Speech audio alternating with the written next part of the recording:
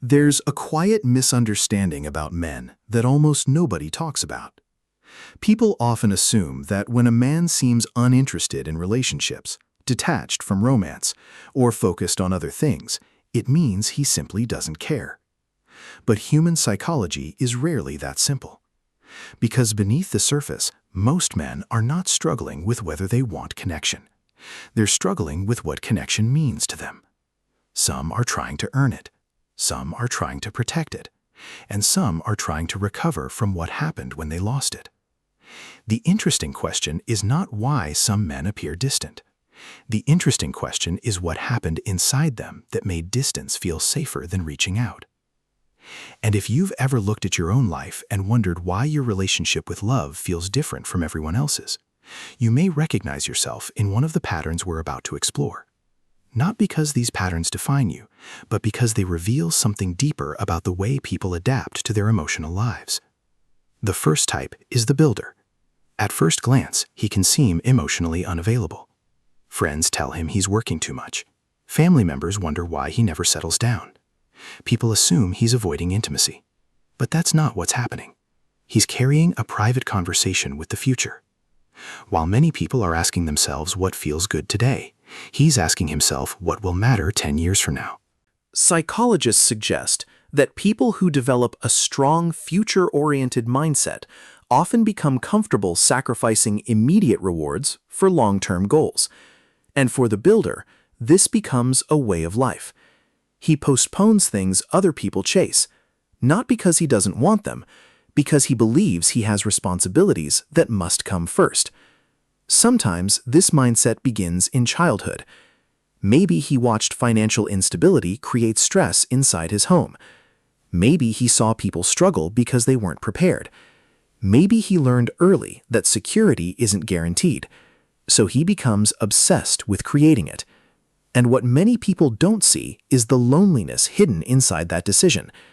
Because every time he chooses another late night of work, every time he turns down a distraction, every time he tells himself later, a small part of him wonders how much of life he's postponing. He isn't free from desire. He isn't free from longing. He's simply trying to build a foundation strong enough to hold both his dreams and the people he loves. And yet, there is something important about this type that many people miss. Sometimes dedication can quietly become avoidance. Sometimes the future becomes a hiding place. And that's why the next pattern matters so much. Because not every distant man is focused on achievement. Some are focused on meaning. The second type is the guardian. This man moves carefully through relationships, not because he lacks feelings, because he takes feelings seriously. Research indicates that people who view relationships as deeply significant often become more selective about who they allow into their lives.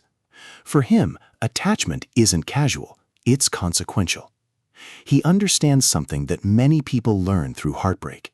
Every emotional bond leaves a mark. Every promise creates expectations. Every connection changes two lives, not one.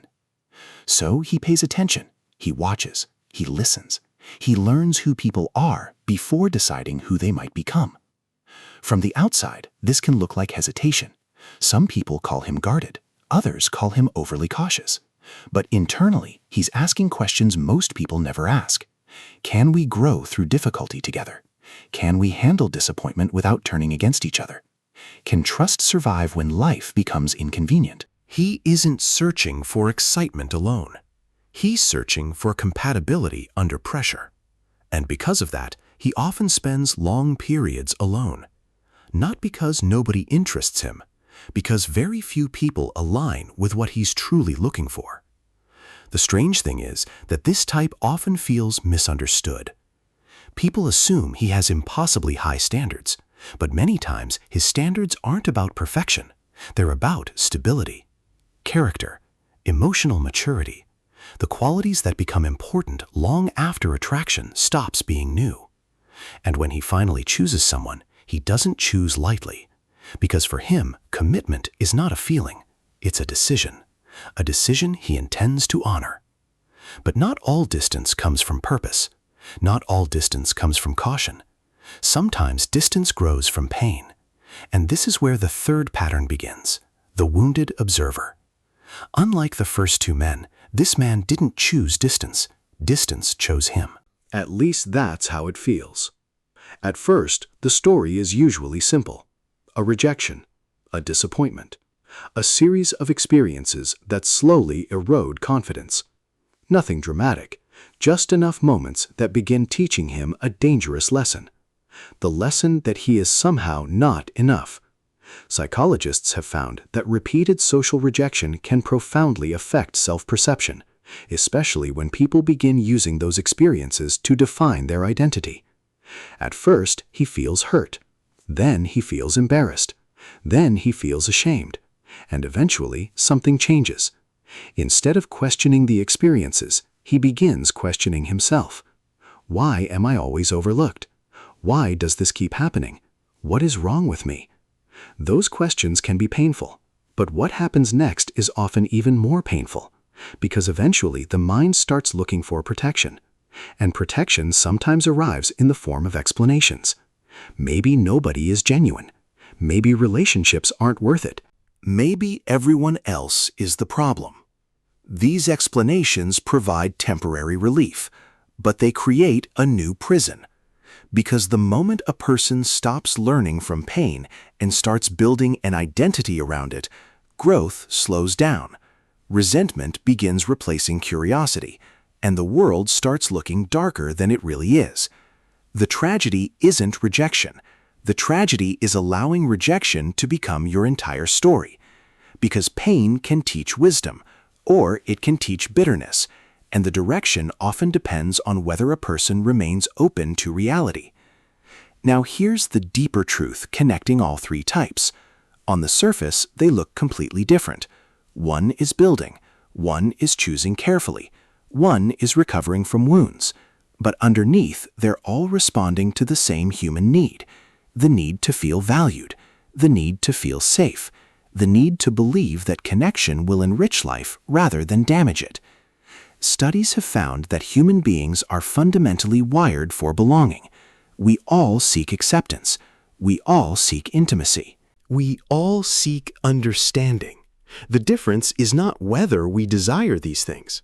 The difference is how our experiences teach us to pursue them. Some people move toward connection confidently. Some approach it cautiously. And some retreat from it entirely. Not because they're weak, because they're human. And perhaps that's the most important thing to remember. When you look at another person and assume they don't care, you rarely see the full story. You don't see the sacrifices they've made. You don't see the fears they're carrying. You don't see the disappointments they're still trying to heal from. You only see the behavior, not the psychology behind it. And maybe that's true of you as well. Maybe there are parts of your story that nobody understands. Goals people mistake for coldness. Boundaries people mistake for distance. Wounds people mistake for indifference.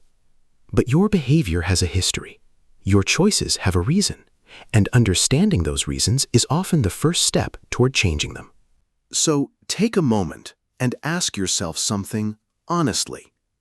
When it comes to love, connection, and relationships, are you building something, protecting something, or healing something?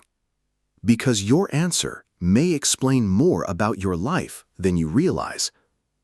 And if this video helped you understand yourself a little more clearly, subscribe and join us for more psychology insights that help make sense of the hidden patterns shaping human behavior. Sometimes a single insight doesn't change your life overnight, but it can change the way you see yourself. And sometimes that's where everything begins.